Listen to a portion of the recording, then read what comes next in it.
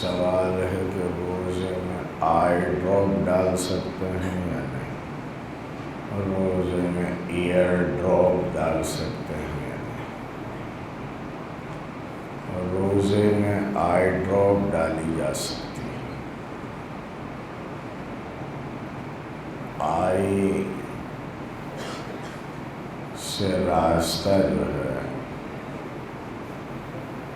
وہ حلق سے ہوتا ہوا پیٹ میں جاتا ہے، لیکن وہ بہت لمبا ہے۔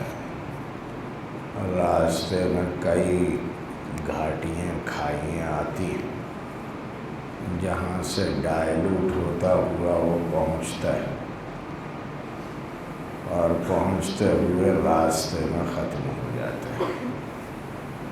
اس لیے آئی ڈراپ ڈالنے کی اجازت ہے روزے میں، ایئر ڈراپ ڈالنے کی اجازت نہیں ہے۔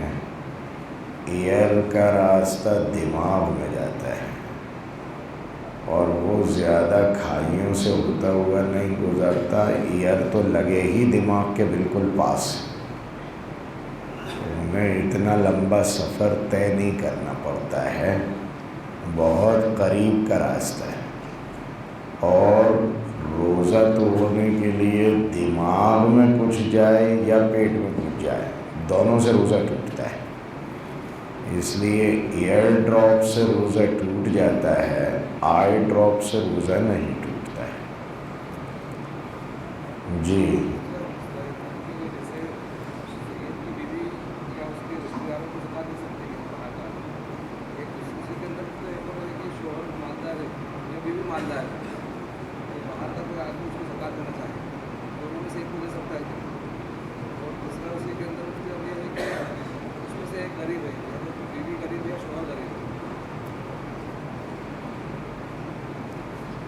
بات تو ایک ہی رہی نا، ایک مالدار ہے تو دوسرا تو غریب ہی ہے نا۔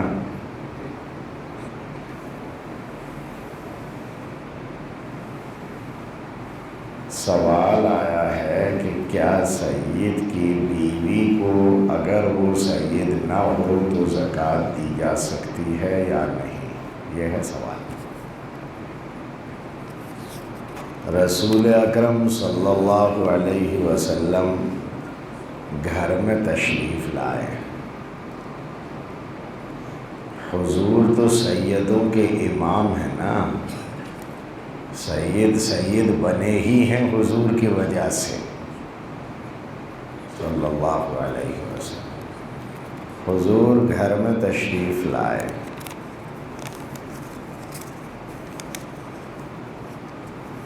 پوچھا کچھ کھانے کو ہے؟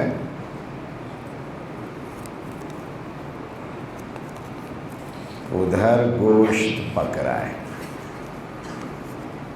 اور حضور کو روٹی اور سرکہ دیا گیا، تو حضور اکرم صلی اللہ علیہ وسلم نے ارشاد فرمایا کہ بھائی یہ گوشت ہمیں نہیں ملے گا، یہ جو بن رہا ہے اس میں ہمیں نہیں دیا گیا، ہمیں روٹی اور سرکہ دیا گیا۔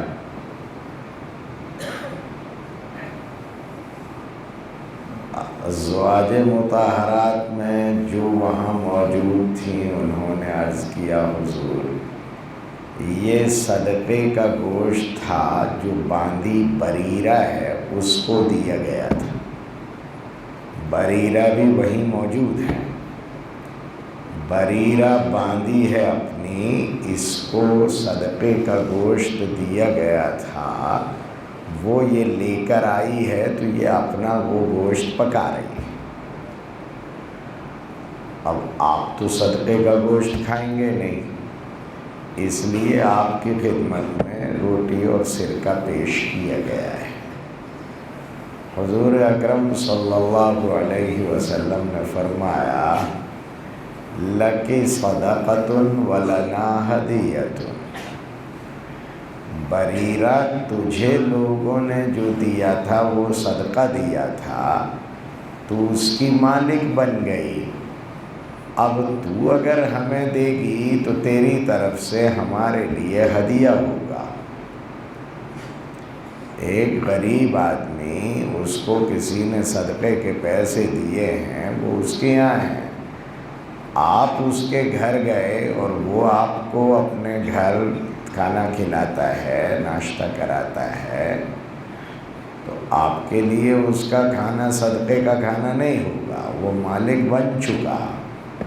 اب وہ اپنی طرف سے اگر کسی کی مہمانی کرتا ہے تو ایسا ہی ہے جیسا ایک سادھارن آدمی کرتا ہے۔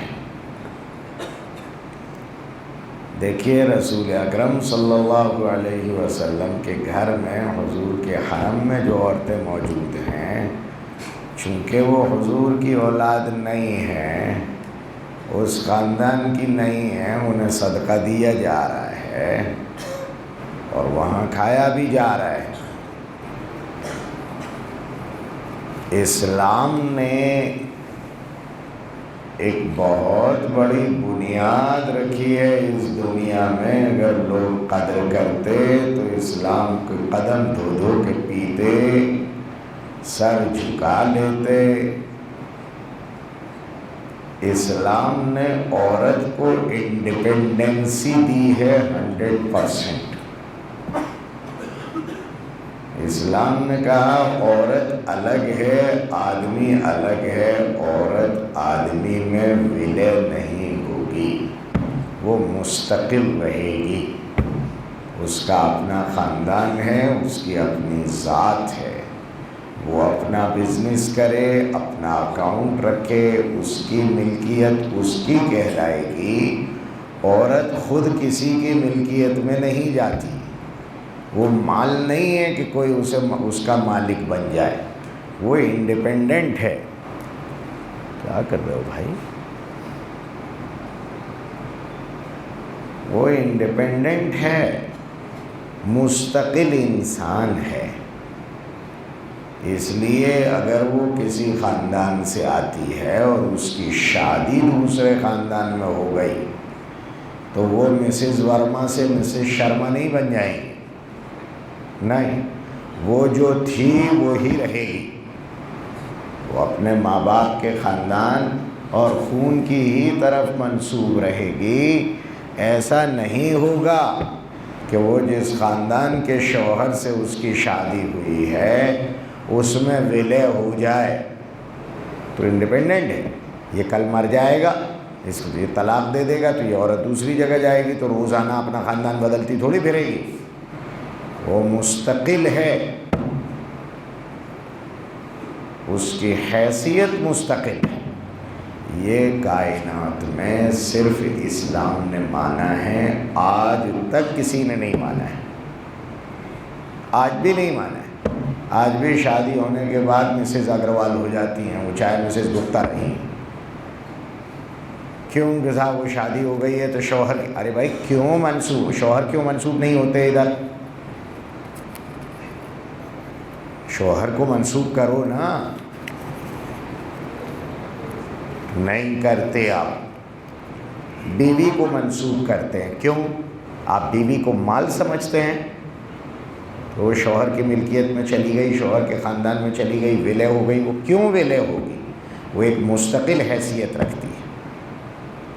شریعت نے ہی کہا کہ یہ ممکن ہے کہ شوہر غریب ہو، عورت مالدار ہو، اور ہوتا ہے سب عورتوں کے پاس زیور ہیں، سب مالدار ہیں، آدمی بیچارے کڑک بنگال ہیں، ان کے پاس کچھ بھی نہیں ہے۔ عورت الگ ہے، آدمی الگ ہے، عورت کا خاندان مستقل ہے، آدمی کا خاندان مستقل ہے، عورت کی کمائی اپنی ہے، آدمی کی کمائی اپنی ہے، عورت کی ملکیت اپنی ہے، آدمی کی ملکیت اپنی ہے۔ اس لیے یہ حیثیتیں الگ الگ ہو سکتی ہیں کہ عورت مالدار ہو بیوی ہونے کے باوجود اور شوہر غریب ہو۔ شوہر غریب ہے، اس کی غربت کی وجہ سے اس کو زکوٰۃ دی جا سکتی ہے، عورت مالدار ہے، اس کی وجہ سے اسے زکوٰۃ نہیں دی جائے گی۔ عورت غریب ہے، اس کو دیا جا سکتا ہے صدقہ زکوٰۃ، اس کا شوہر مالدار ہے، شوہر کو نہیں دیا جائے گا۔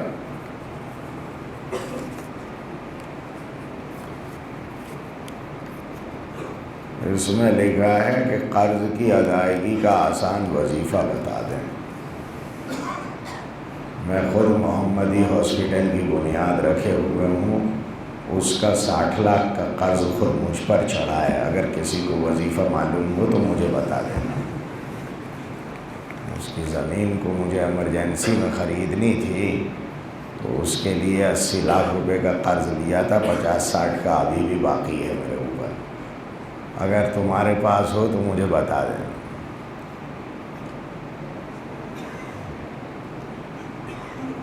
موبائل پر کیش بیک لے سکتے ہیں یا نہیں؟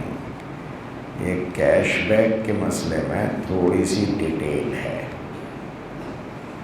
یہ کوئی کہہ رہا ہے 5 شادی کرنا کیسا ہے، پہلے دوسری کر کے تو دکھا، 5 کی بات کرے گا، آیا بہت بڑا کلیجے والا۔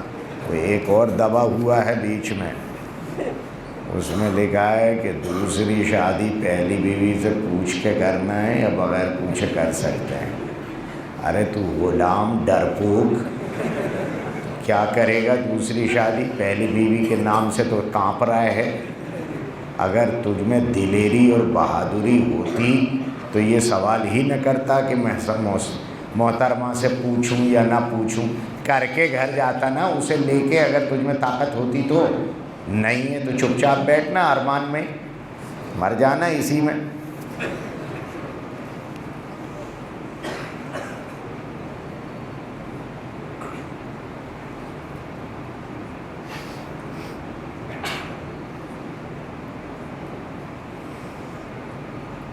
اس میں لکھا ہے کہ برقع تو ضروری ہے، برقع پہنا جائے گا۔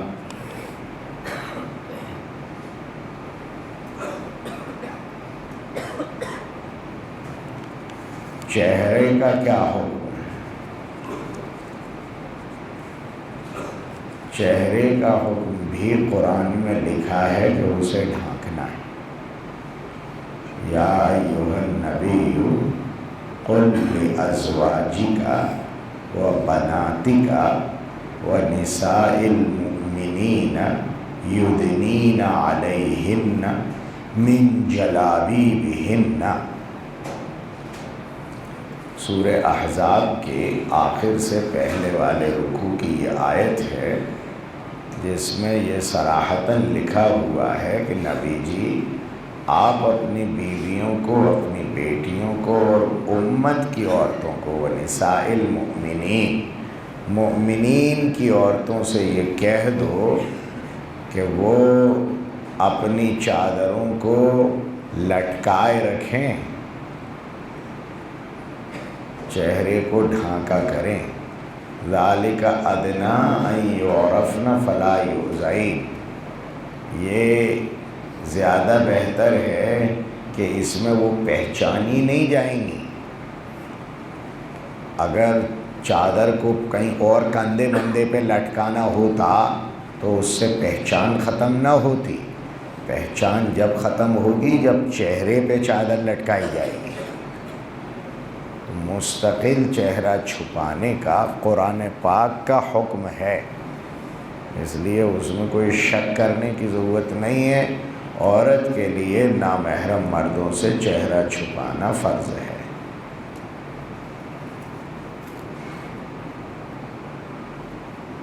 شیعہ کے گھر کا کھانا کھا سکتے ہیں یا نہیں؟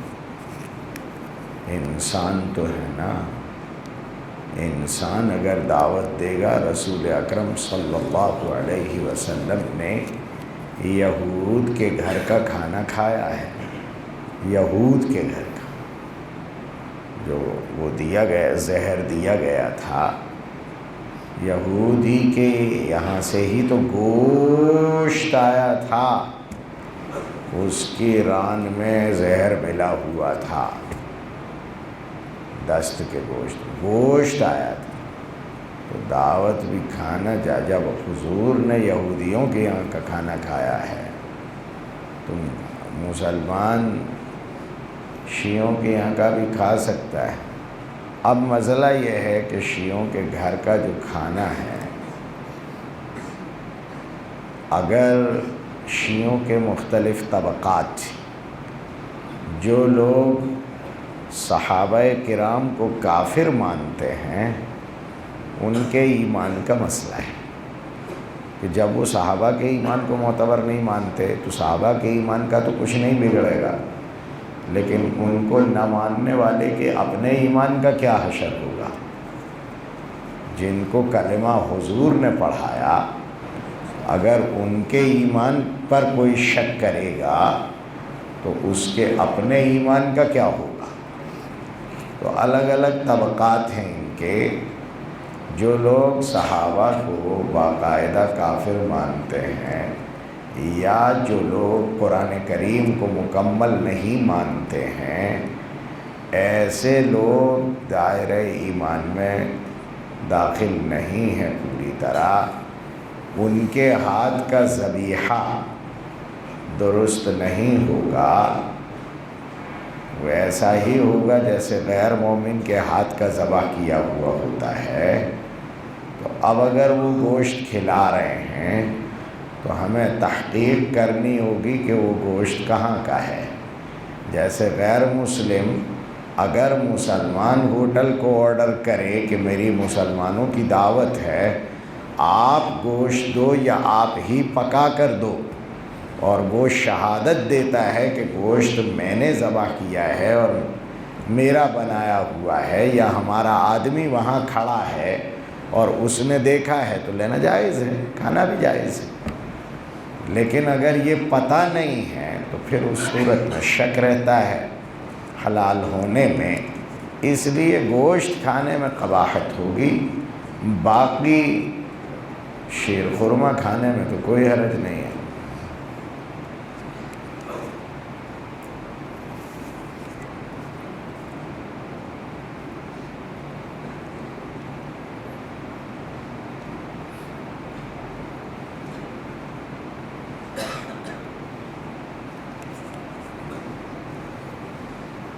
پسینے کی بدبو سے دوسروں کو تکلیف ہو رہی ہے، ایذائے مسلم حرام ہے، تو کیا میں غسل کر سکتا ہوں اعتکاف میں رہ کر؟ ارے بھائی، پسینے سے دوسروں کو تکلیف نہ ہو، خود اپنے آپ کو بھی ہو رہی ہو، تب بھی آپ اٹیچ ٹوائلٹ باتھ روم میں جائیے، ٹوائلٹ کرنے کے لیے جائیے اور وہاں سے آرام سے نہا دھو کے واپس آ جائیے، کوئی حرج نہیں ہے۔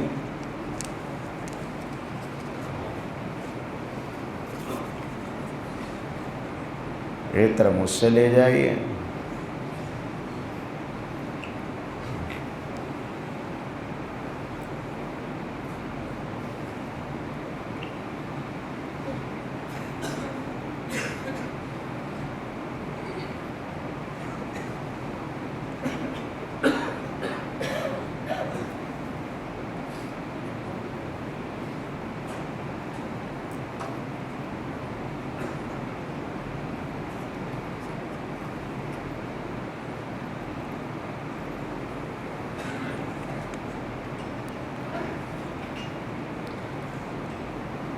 جی، کس کے؟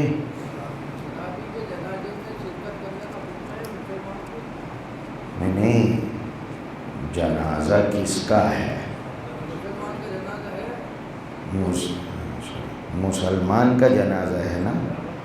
مسلمان کے جنازے میں مسلمان کو شرکت کا حکم ہے۔ وہ شرابی ہو، جواری ہو، غیبت کرتا ہو، چغلی کرتا ہو، جھوٹ بولتا ہو، وہ کچھ بھی کرتا ہو، آپ کو جتنا شرابی ہونا برا لگ رہا ہے نا، غیبت کا گناہ شراب سے بڑا ہے۔ غیبت کا گناہ شراب سے بڑا ہے۔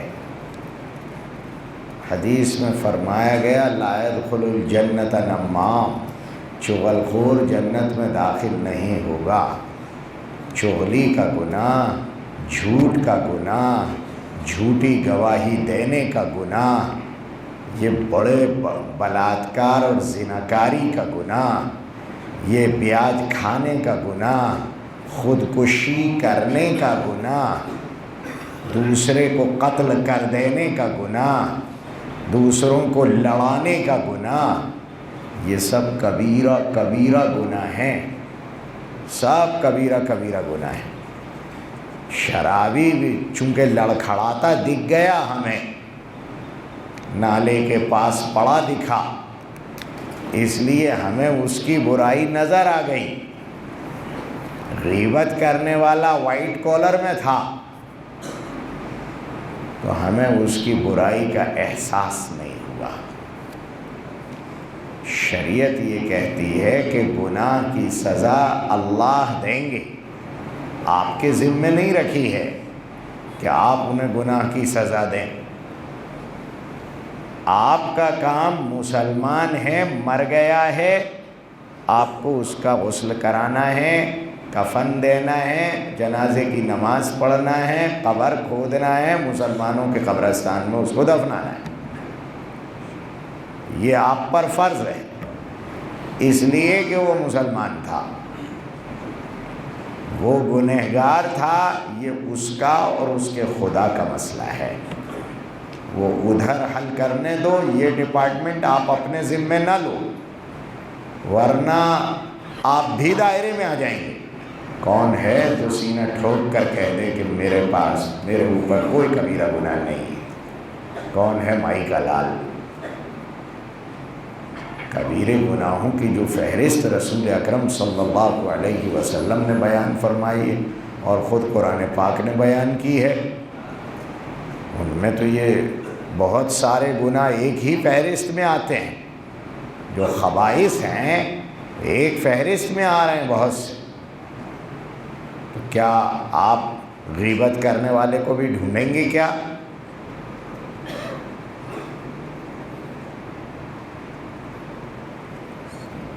یہ اختیار ہمارے لیے نہیں رکھا گیا ہے۔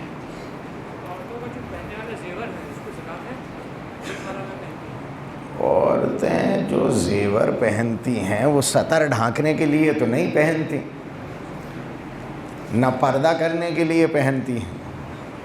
جو عورت زیور نہیں پہنتی وہ بھی عورت تو کہلاتی ہے۔ معلوم ہوا کہ زیور زینت کا سامان ہے، ضرورت کا نہیں، اور جو سامان زینت ہو اس پر زکوٰۃ آتی ہے، جو سامان ضرورت ہو اس پر زکوٰۃ نہیں آتی ہے۔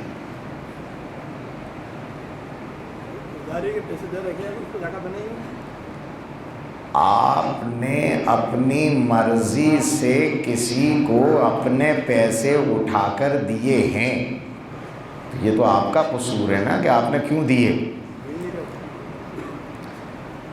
آپ نے اپنی مرضی سے اپنے پیسے میں تصرف کیا، بینک میں رکھ دیے، آپ نے اپنی مرضی سے تصرف کیا، فکس ڈپوزٹ کر دی، آپ نے اپنی مرضی سے تصرف کیا تو انشورنس کا پریمیم بھر دیا، آپ نے اپنی مرضی سے تصرف کیا، شیئر بازار میں لگا دیے، آپ نے اپنی مرضی سے تصرف کیا، میوچول فنڈ میں لگا دیے، آپ نے اپنی مرضی سے تصرف کیا، کسی کو قرضہ دے دیا۔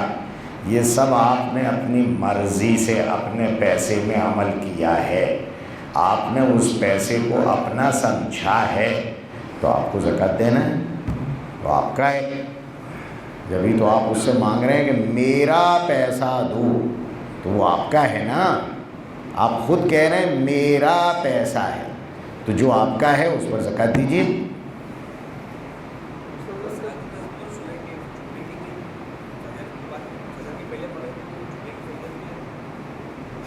کیا کہہ رہے ہو؟ زور سے کہو، صاف صاف کہو۔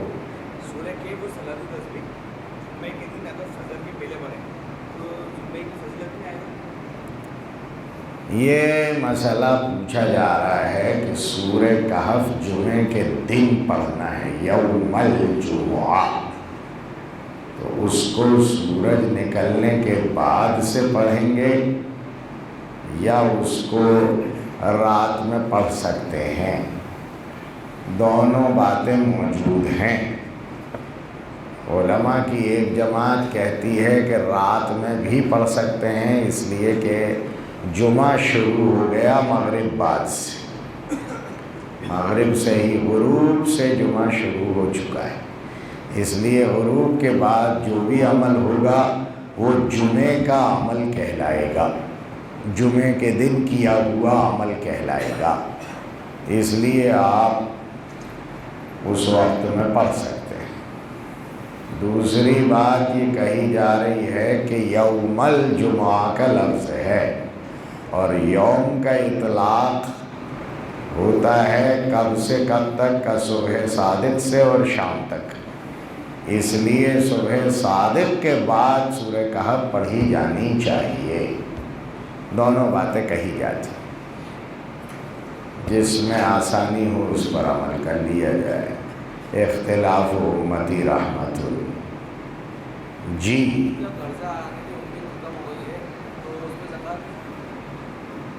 جب امید ختم ہو چکی قرضے کی واپسی کی تو وہ قرضہ کہاں رہا؟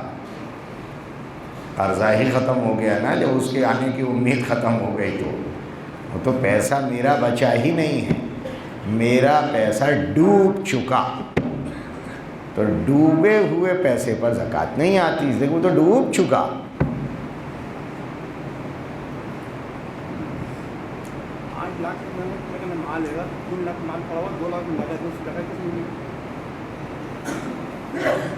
دو لاکھ روپے نقد ہیں آپ کے پاس، 3 لاکھ روپے کا مال بھرا ہوا ہے آپ کی دکان میں، ٹوٹل 5 لاکھ روپے کے آپ مالک ہیں، اور یہ 2 لاکھ روپے آپ کے خرچے کے نہیں ہیں، خرچے سے ایکسٹرا ہیں، تو آپ پر پورے 5 لاکھ روپے کی زکوٰۃ نکلے گی۔ جی فرض نماز کے بعد سلام پھیرتے امام صاحب، اس کے بعد اللہ کے نبی کیا پڑھتے تھے؟ پوچھنا پڑے گا۔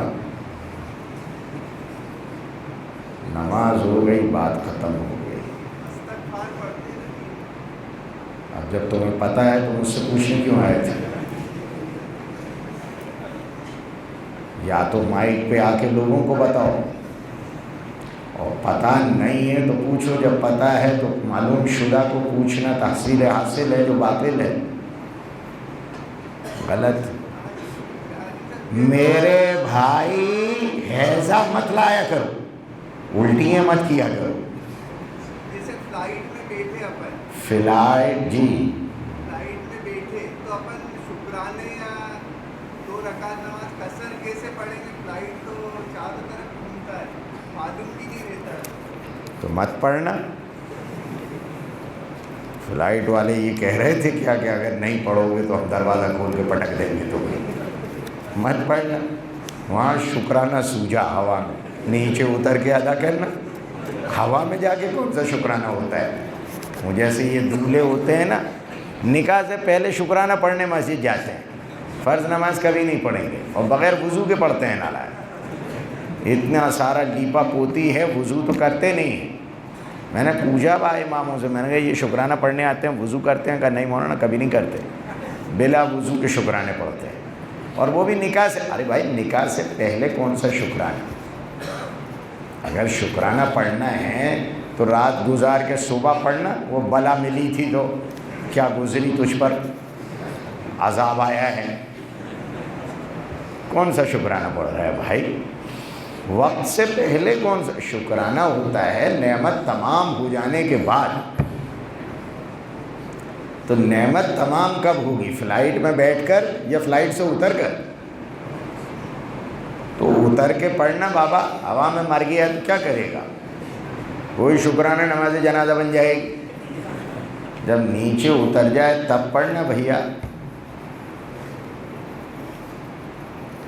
اللہ کے نبی صلی اللہ علیہ وسلم کے یہاں معمولات الگ الگ رہے ہیں، ایک ہی عمل مستقل رہے گا تو سنت مؤکدہ بن جائے گا۔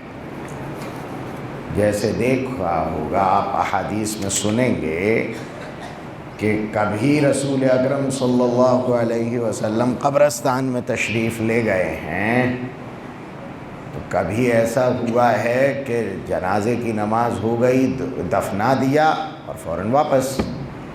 کبھی ایسا ہوا ہے کہ دفنا دیا، اس کے بعد دیر تک سر جھکائے کھڑے رہے، بعد میں پھر ساتھیوں سے فرمایا میں تمہارے بھائی کے لیے دعا کر رہا تھا، میری دعا کی برکت سے عذاب ہٹا دیا گیا۔ کبھی ایسا ہوا کہ قبر پر انگلی رکھ کر کچھ دیر تک کچھ پڑھا، کبھی ایسا ہوا کہ تلقین کی جا رہی ہے یا تلقین کرنے کو کہا گیا ہے؟ مختلف اعمال ہیں، کوئی ایک نہیں ہے۔ اس میں بہت سی پرچیاں وہ ہیں جو ایسے سوالات کی ہیں جن کو یہ جان بوجھ کر نہیں سکتے، اس لیے مکاری میں پرچی بھیج دیتے ہیں کہ اب تم انہیں جھیلنا۔ میں دیکھ رہا ہوں بہت سی پرچیوں میں کیا کیا سوالات ہیں۔ میں یہاں کھیلنے کے لیے نہیں بیٹھتا، میں یہاں پڑھانے کے لیے بیٹھتا ہوں، مجھے پتہ ہے تم کیا کرتے ہو۔ اللہ کے نبی صلی اللہ علیہ وسلم کے یہاں الگ الگ ادائیں ہیں، الگ الگ اعمال ہیں، مختلف اوقات میں الگ الگ عمل کیے ہیں۔ ایسے تو اب کوئی سا بھی ایک عمل کر لو کافی ہو جائے گا۔ ایسے ہی نماز کے بعد رسول اکرم صلی اللہ علیہ وسلم کے مختلف اوراد ہیں جو وارد ہوئے ہیں، احادیث طیبہ میں آتے ہیں۔ جس صحابی نے جو سنا ہے اس کو اس نے بیان کر دیا ہے۔ ہر ورد زور زور سے تو ہوتا نہیں تھا، یہ تو سب خاموش کرنے کے ہیں۔ کبھی کسی کو کوئی آواز آ گئی، اس نے جو سن لیا اس کو بیان کیا ہے۔ اب ان کو اوراد مکتوبہ کے نام سے لکھ دیا جاتا ہے، اتنے بڑے بڑے پوسٹر لگائے جائیں گے۔ ارے بھائی نماز پڑھ لینا۔ یہ مختلف اعمال ہیں، جب جو کر لیا جائے، جتنے بھی ہیں ثابت سب ہیں، کوئی بھی کر لو، لازم کوئی نہیں ہے۔ حضور اکرم صلی اللہ علیہ وسلم نے جو کسی ایک پر ہمیشگی نہیں فرمائی، وہ اس لیے تاکہ یہ پتہ رہے کہ لازم کوئی نہیں ہے، ان میں سے ثابت سب۔ ایک مسئلہ ہے،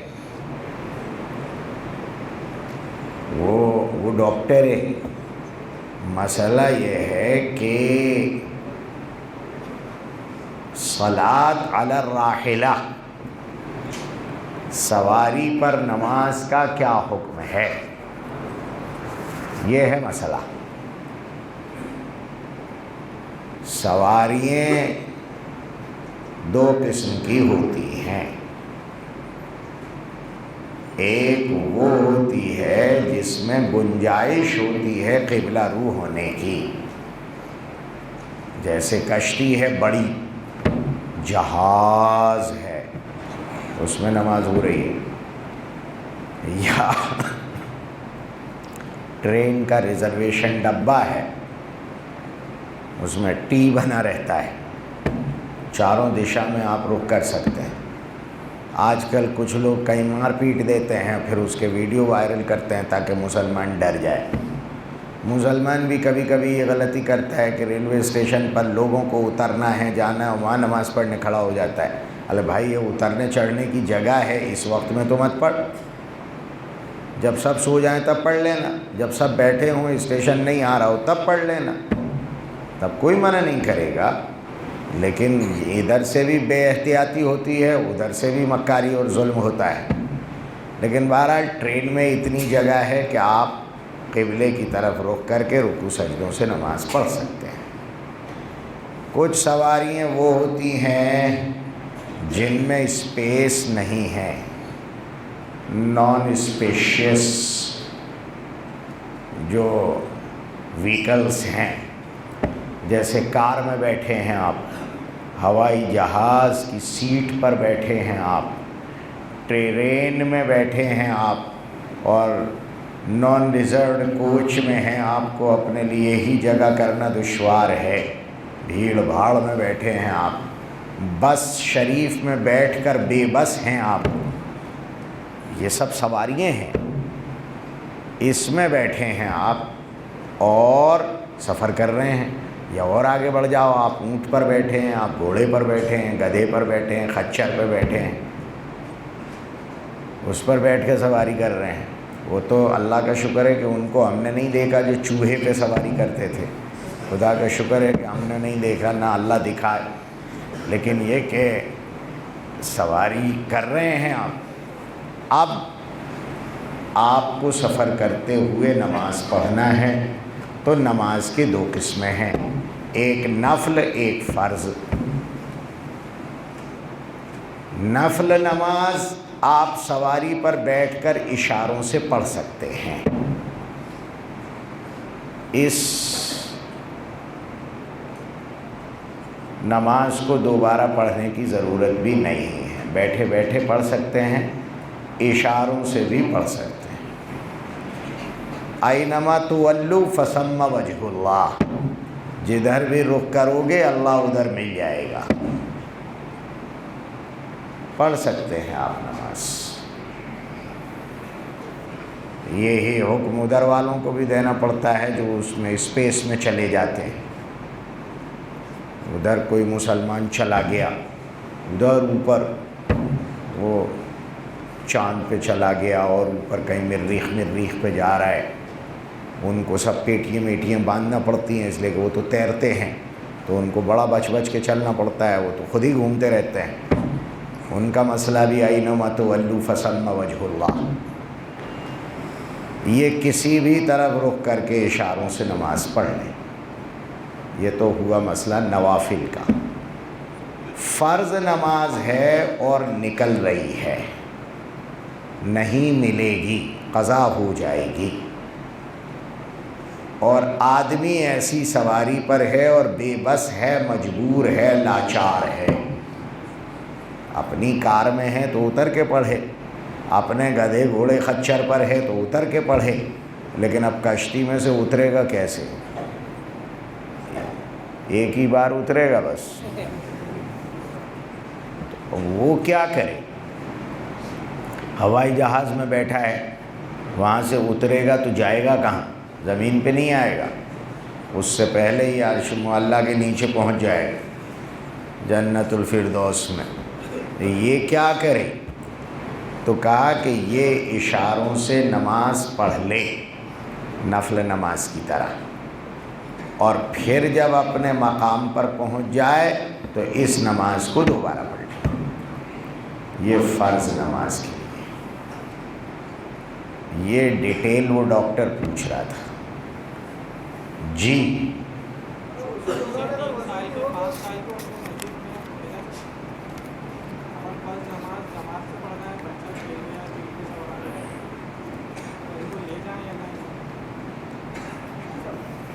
تو مسجد پلے گراؤنڈ ہے کیا؟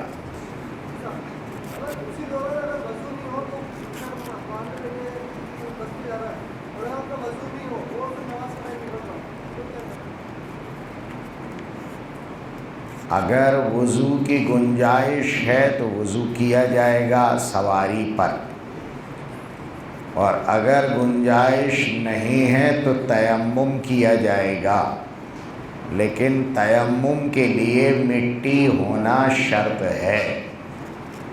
ہوائی جہاز میں اندر اے سی ہوتا ہے اور وہاں دھول مٹی آتی ہی نہیں ہے بیچاری، اس کو پرمیشن نہیں ہے ہوائی جہاز میں آنے کی، دھول مٹی ہوائی جہاز میں نہیں ہوتی، اس لیے وہاں تیمم نہیں ہو پاتا۔ کیسے کریں گے آپ؟ اسی لیے ہم ہوائی جہاز کا سفر کرنے والوں سے کہتے ہیں کہ برائے کرم اپنے ہینڈ بیگ میں ایک ملتانی مٹی کا اتنا بڑا ٹکڑا رکھ لیا کریں، تاکہ اگر مجبوری میں ضرورت پڑ جائے تو اس سے تیمم کر سکیں۔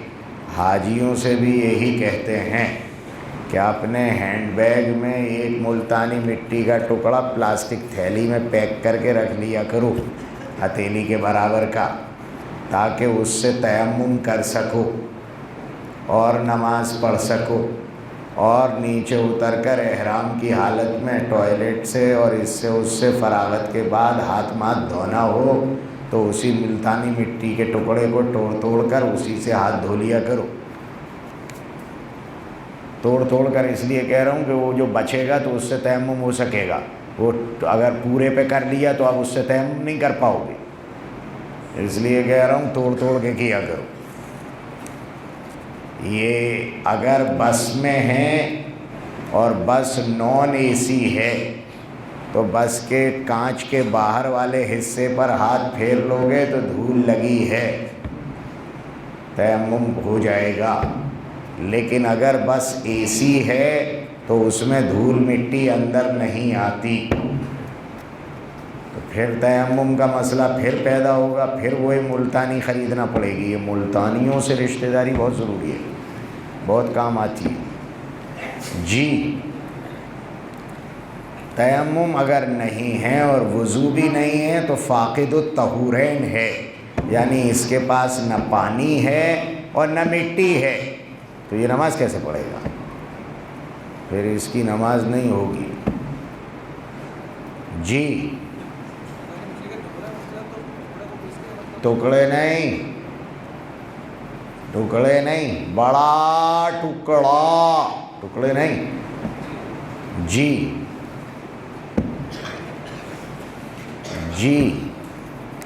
اگر آپ ہوائی جہاز میں ٹائلز کا ٹکڑا لے کے جائیں گے تو پھینک دیا جائے گا، اس لیے کہ اس کو آپ کسی کے سر میں مار سکتے ہیں، وہ ہتھیار کا کام کرتا ہے، نہیں لینے دیں گے وہ.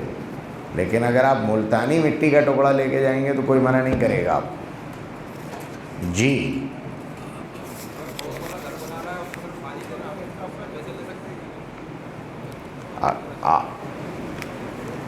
یہ ایک مسئلہ ہے کہ پانی کے پیسے لے سکتے ہیں یا نہیں، ایک مستقل مسئلہ ہے.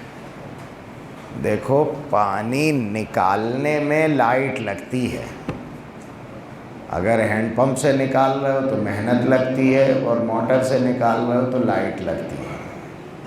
اور لائٹ اکیلی نہیں لگتی، موٹر جل بھی سکتی ہے، کیبل بھی چپک جاتی ہے، تو سروسنگ بھی آئے گی. تو یہ سب جو اخراجات ہمارے ہو رہے ہیں یہ پیسہ تو لینا پڑے گا، ورنہ پڑوسی کو لائٹ دیتے پانی دیتے دیتے ہمارے یونٹ بن گئے کمرشل تو ہم کہاں جائیں گے؟ پڑوسی کو پانی دیتے دیتے اگر ہماری موٹر جل گئی یا کیبل جل گئی اور اسے نکالنے اور ڈالنے پر 5,000 روپے کا خرچہ آ گیا، ریپیرنگ الگ ہے، تو وہ پیسہ کون دے گا؟ مسئلہ یہ ہے کہ پانی نہیں بیچا جاتا، سروس کے پیسے لیے جاتے ہیں، اور سروس کے پیسے لینا جائز ہے.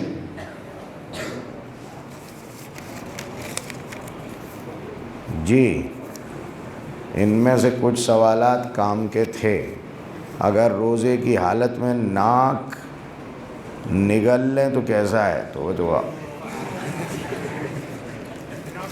مسئلہ یہ نہیں ہے، مسئلہ یہ ہے کہ کف باہر نہیں نکلا، اندر اگر نگل لیا تو اس کا حکم کیا ہے؟ آپ نماز پڑھ رہے تھے، آپ کو کھانسی آئی، کف حلق سے اوپر آیا اور پھر نیچے اتر گیا، تو نماز توڑ کے باہر جاؤ گے دوڑتے دوڑتے، یا نماز پوری کرو گے؟ اس کف کا حکم کیا ہوگا؟ یہ اصل اس کو پوچھنا تھا، اس نے الفاظ دیسی استعمال کر لیے ہیں بیچارے. مسئلہ صحیح ہے اس کا، کل انشاءاللہ تعالی بات کریں گے. اس کو امانت کے طور پر رکھنا، اور یہ شاید ریجیکٹیڈ ہوں گی ان میں سے اکثر کے